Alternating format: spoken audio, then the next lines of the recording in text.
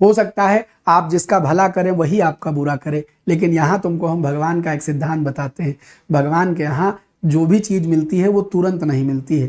भगवान एक बैंक है जिसमें तुम्हारे अच्छे और बुरे कर्म जमा हो जाते हैं।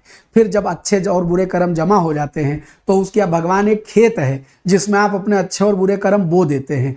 तुरंत आप जो बोते हैं वो अनाज नहीं मिलता है, वो 5-6 महीने बाद यानी कुछ समय बाद मिलता है। जब आप 1 किलो गेहूँ आपके पास है, आपने खेत में जाके 1 किलो गेहूँ बो दिया, और वो 1 किलो गेहूँ जब आप बोएंगे तो ईमानदारी से क्या आपको 1 किलो गेहूँ मिलेगा? नहीं, वो 1 किलो गेहूँ 6 महीने, वो 1 किलो तो सड़ जाएगा, उसके बाद वो बहुत गेहूँ होकर के मिलेगा।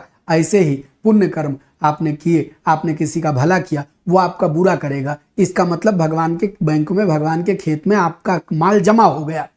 जिसका आप भला करेंगे वो आपका शर्तिया पूरा करेगा, और जैसे ही वो आपके लिए काम ना आवे, जैसे ही वो आपका बुरा कर दे, तुम खुश हो जाना कि चलो भगवान के यहाँ ये हमारा पुण्य काम जमा हो गया।